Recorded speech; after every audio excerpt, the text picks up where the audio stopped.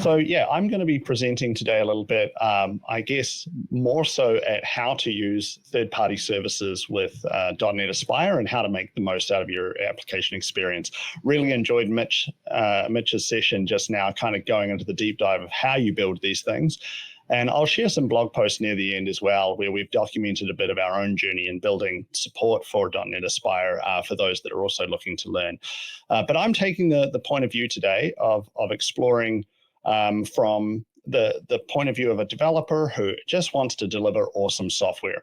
So we've got the slide deck up there. I'm just going to present my screen as well, because most of my presentation today is going to be demos, showing you things. So I'm just going to bring this up here, share this. Everybody see the development environment should appear. I'll bring up my slides there quickly. So I will, I'll fire this up properly, but oh, that didn't go right. We'll use it this way. Cool. So we're going to be looking at several things here. Firstly, how we go about creating great software. So I know all of us as developers want to ensure that we deliver solutions that, firstly work, people are delighted by and enjoy working with. Then we're going to look at improving the local development experience by getting a little bit more intel on the bugs that are occurring while we're working. Then we'll explore a little bit about how we differentiate between the local development environment and the production environment.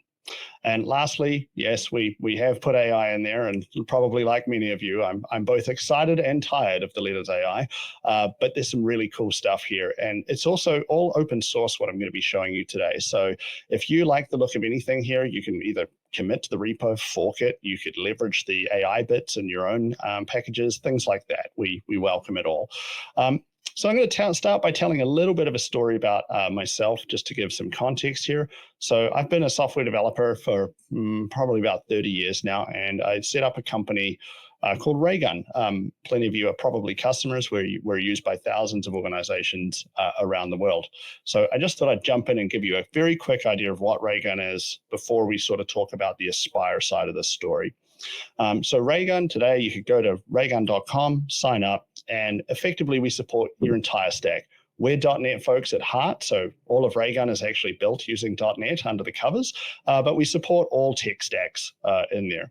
So here's an example where we're monitoring our own public website. So this is more about JavaScript, and you can see I can, view all the different apps. We can share them as a team. We do things like rolling up individual errors to help understand, how common is this fault? And we do all sorts of fingerprinting and clever stuff to help with that.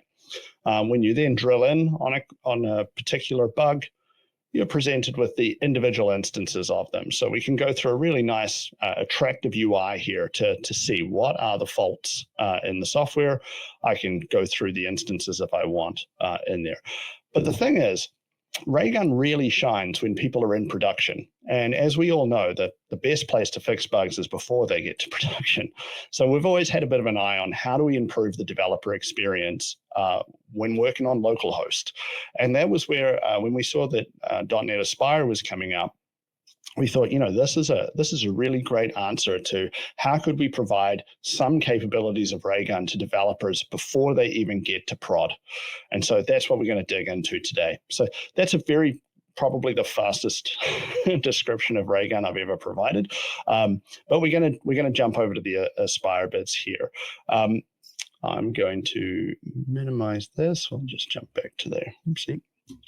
Bring this up. Firstly, I wanted to talk a little bit about creating great software. Prior to this session, actually, I spent about half an hour trying to log into a service that was having a null reference exception, just trying to log me in. It drives people nuts, and software faults are far more prevalent than people believe. I will say a really common thing we see at Raygun is people being surprised that, we start our plans at 25,000 errors a month because they think there's no way I have that many. And then they try it out and they go, oh my God, I have 2 million errors a month.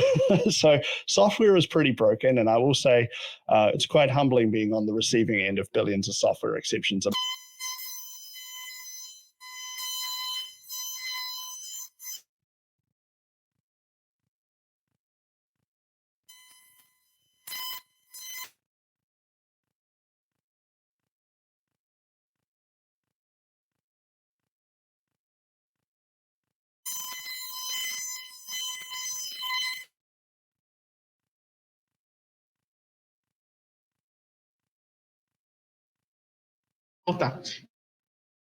Folks, we had a small problem with Mr. John's Daniel's on mic. We apologize for all things. It's the classic technical problems, there is nothing you can do. But look, now I have branding. Look at my incredible branding that I have here on the side while we are fixing some of the issues. I saw some people are commenting in oh, in Hebrew as well? Yeah. John, apologies. I think your mic is dead. Yeah, can you restart that? Thanks. Yeah, I know it's sad, man, especially right now, right? You think, oh no, my my mic exploded, not now. Hey, let's go. Better? Are you back? You can hear me? Oh, man, absolutely. You were like, it really looks like your microphone actually exploded. It just like tiny frequencies. It was not that good. Okay, folks, you don't need me anymore. John, is all yours back again. What's really awesome about that is that it was perfectly timed for me talking about how everything in technology breaks. And I didn't set that up on purpose. So I'll move that one out of the way. Interestingly, it was registering the sound here, so I'm not sure what happened there, folks. But anyway, what I was adding in here is there's a lot of different packages you're going to be told to install around Aspire. There's all this good stuff going on. I would highly recommend just doing a Google search for Raygun for Aspire. You're going to find our repository here, and that's going to have all of the documentation, all of the code. Also a great example if you want to build off what Mitch's session was on looking at how somebody else has built some of these providers for Aspire. They link off to a range of different packages that we support. The AI bits that I'll cover later are optional, and so we have that broken out into a different package there. We also have blog posts, things like that, that'll walk you through the actual, here's what to set up. I'll show you in my IDE here, though, just quickly what we're doing. So in the app host here, you can see that we are creating this resource builder, and we're adding the Olama package. Now, this is for the AI bits that I'm going to talk about a little bit later on. You don't actually have to have the Olama package if you don't want to use it. Then we create the project. We're calling the web front end. This is going to be a little demo site over here. And if we jump over to that as well, have a look at how that's getting set up. In here. It's all the usual things you'll see, but because we've got the package available, we can add Raygun in here. That will effectively allow us to say, hey, we're going to be using this service. However, it's smart enough using the power of .NET Aspire to say, if we're in development mode, as in, do we have the environment variable suggesting we're in development mode is true, then we're going to be using the local .NET Aspire Raygun service. If we're in production, it's going to be sending up to the main hosted service that folks use. I want to be clear here, while Raygun's hosted service is a paid service, there is no need to have the paid service if you just want to use Raygun in local development with what we're showing off today as well. And so you can see here, we add Raygun, we call use Raygun in here at the end to activate. It's pretty straightforward stuff. Nearly everything in this site here is simply for the demo purposes. What we then need to do when we're ready to kind of go to production is pretty straightforward. I've got it over here, ready to go. So if we go back to the documentation here, you'll see all we really need to do is add this Raygun settings to our app config. So if I bring it over here, this would be like going, nice that it adds the comma. And you might say, well, how do I get an API key? I'll just quickly show that too. So if we jump over to here, I'm going to create a new app. I just want to show this as being really straightforward to do. So we're going to do that. We'll just continue for now. Team, let's give it to owners, continue. And an app is really just a container within Raygun. And I don't mean like a Docker container, I mean like a bucket of data. And so you can see here, effectively, we get an API key provided. And because I'm on JavaScript, if I set this to .NET, I would get the same thing. But really, this is the important part. What's the API key? And if you put that in here, paste it over that, that's going to enable the magic of .NET Aspire to allow us to do the local dev. And then when we publish to production, we're going to be sending it off to the mothership there. So it's a really straightforward, easy way to work with a development version of a service and then a production version of a service in there. I'm sure some of the sessions that were on earlier today likely covered that in greater detail than I just have. But let's fire this up. So I'm just going to F5 this. Again, all of this is open source, so you can pull it down from GitHub. I'm sure some other folks have mentioned this, but here we go. But one little trick I found while preparing for this is you'll see here, you need this the token ID to log in. I've found that sometimes copying that out and pasting it in doesn't work. So clicking on the link if you're having any issues logging in or you're sure that the password is or the token is correct, is try clicking on it. That seems to bypass that bug. And so I've got a very clean system compared to Mitch's session where he had everything on the internet in here. We've got a really basic one. So we've obviously got our web front end project and we're running 2 containers. We're running the Raygun one. This is the mini site. So this is the idea of how could we provide something to developers to improve their local development experience. And so, and then lastly, the AI piece. So if let's just go and have a look at the little demo site here. It's a very beautiful website. Really appreciate the effort that ChatGPT put into the design of this. Looks great. We're ready to ship. And if we click around and boom, hey. And look, it's really great being a developer where you can at least get this information on your screen at the time when you're in development, give you some ideas.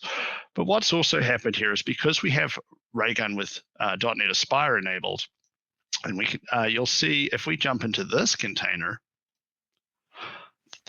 this is like a slimmed down version of the hosted Raygun service. So you can see here, we've captured that error.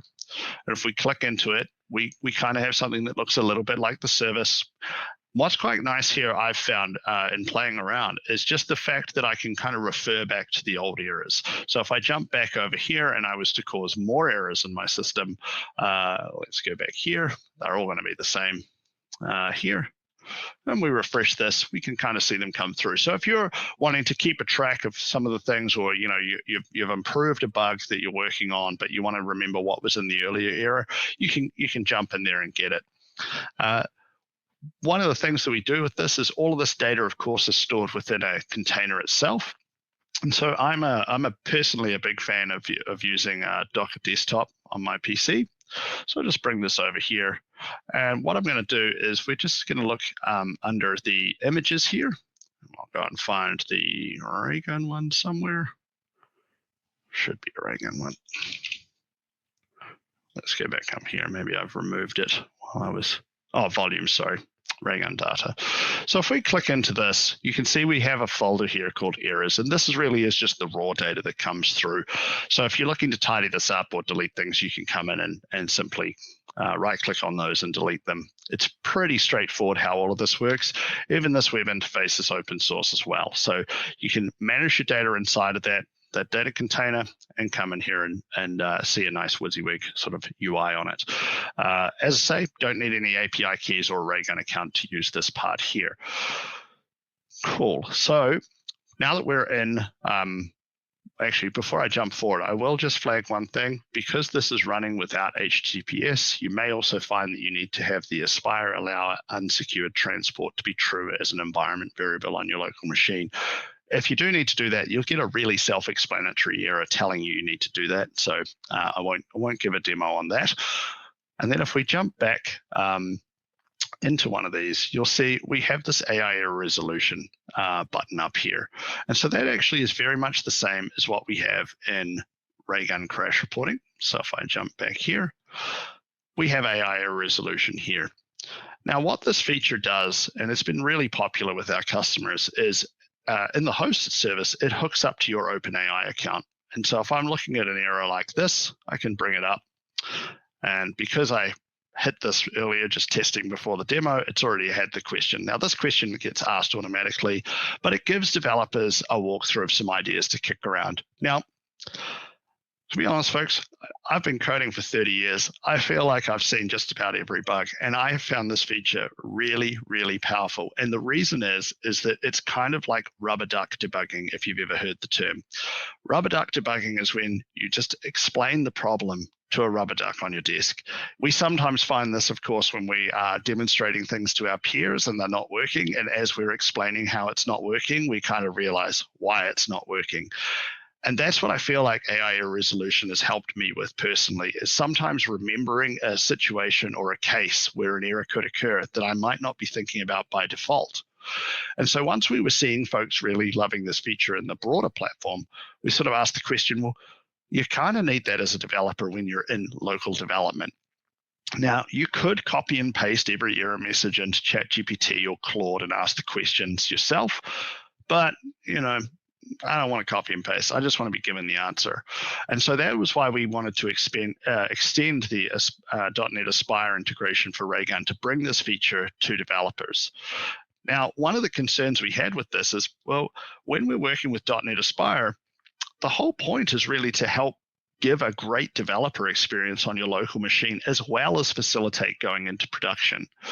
And so it seemed to be a little bit wrong, I guess, that we would want to call off to third-party services when doing local development. And so that was where we challenged ourselves to say, well, what could we do with AI locally?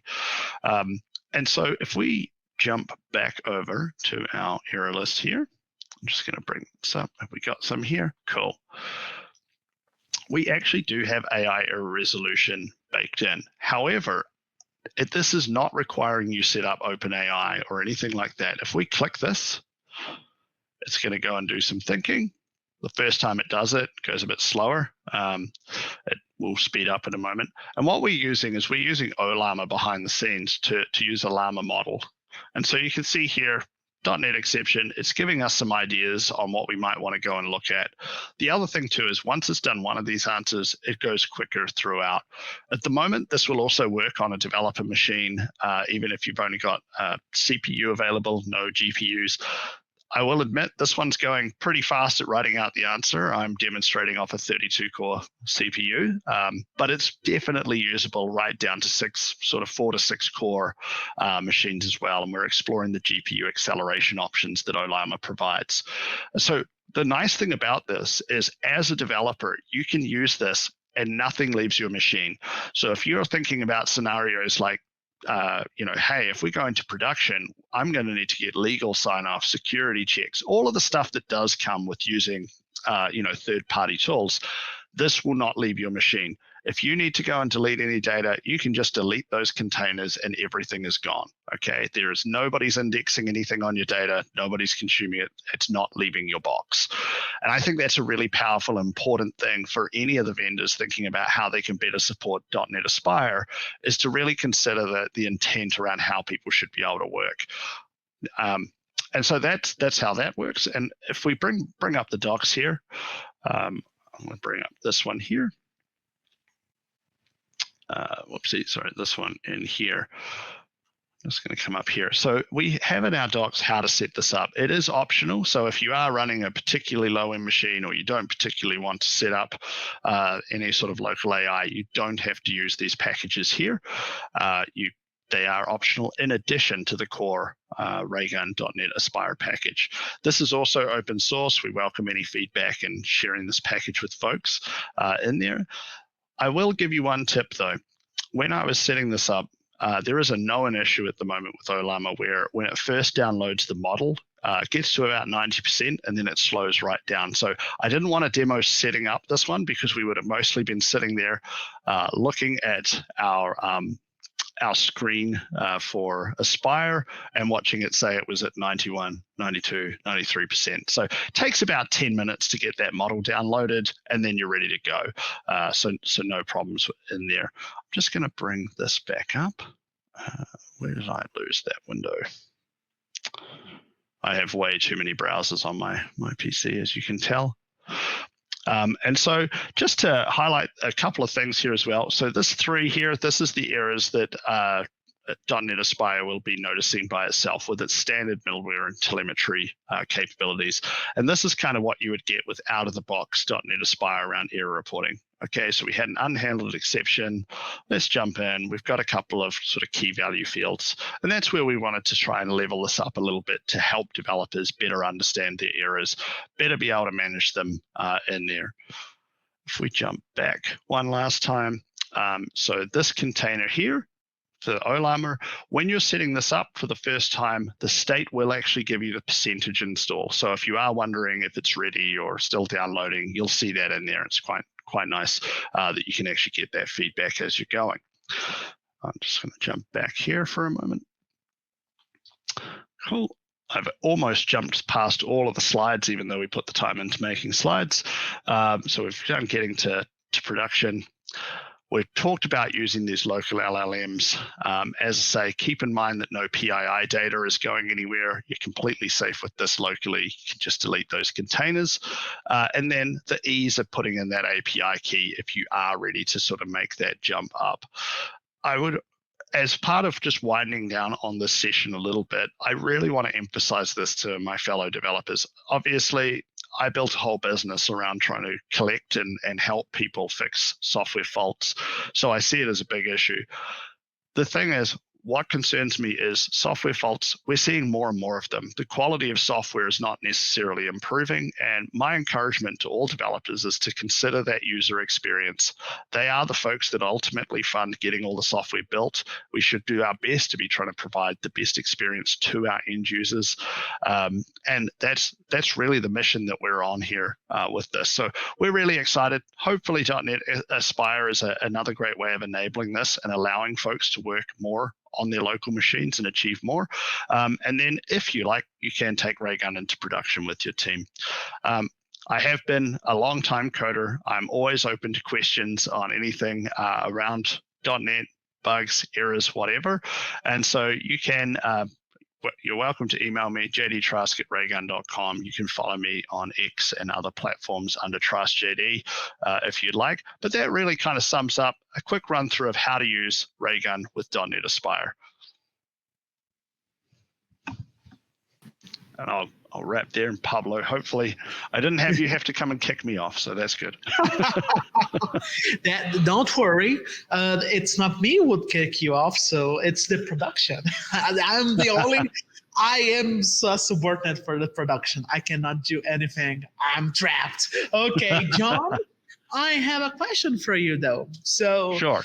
We have a lot of still smaller comments and beeps and bops here and there, but from your point of view, we noticed that you're doing a lot of integrations, like so AI with Aspire, etc. What impact you felt on this for your clients and people using Aspire?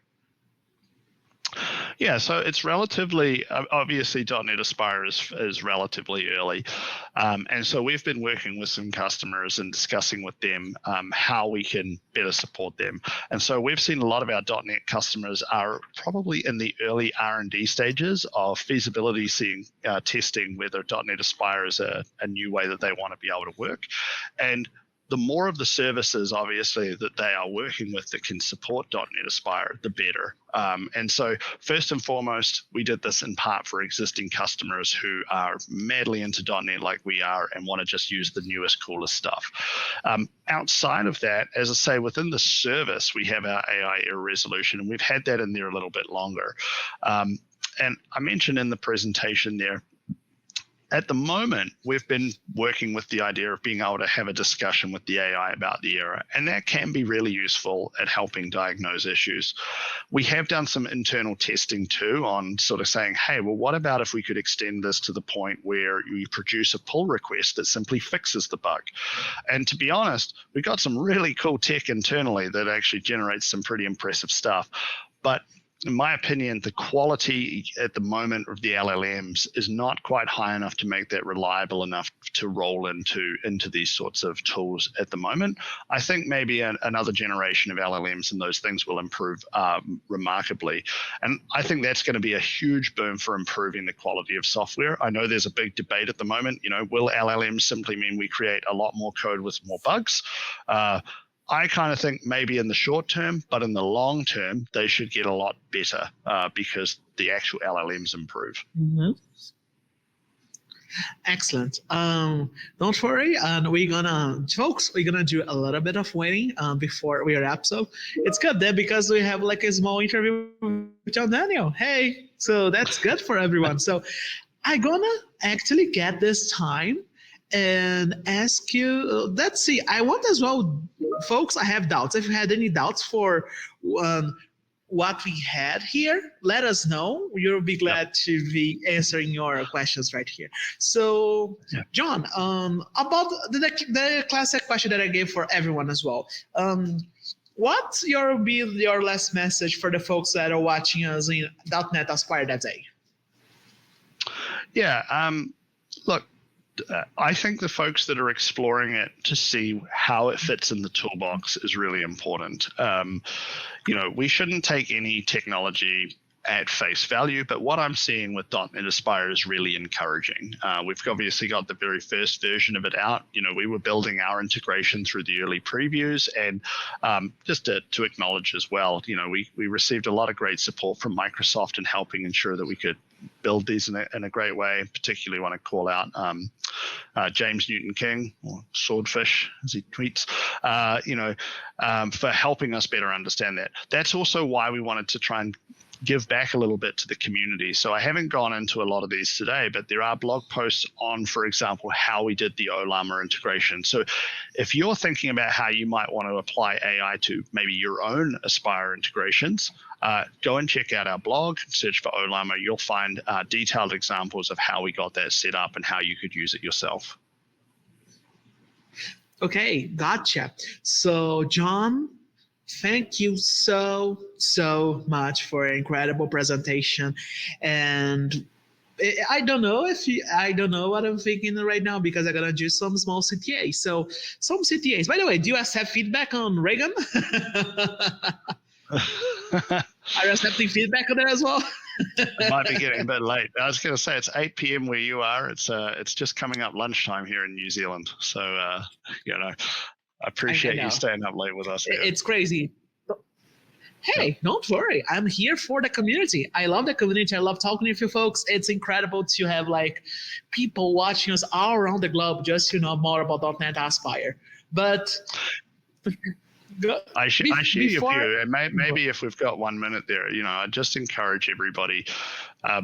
I've been in the .NET community since I got Visual Studio. I think it was 2002 at university, and one of the things I'm really looking forward to coming back is the user group and the community. I think COVID put a lot of pressure on those, and I really miss them. They were such a great experience for everybody in the industry, and I really think that the new people joining the industry benefit from them a lot. So really hats off on running these community events, and let's see if we can get a lot more community events going in the .NET category over the next year or two. For me, it's a pleasure. Thank you so much, John. That was incredible having you here.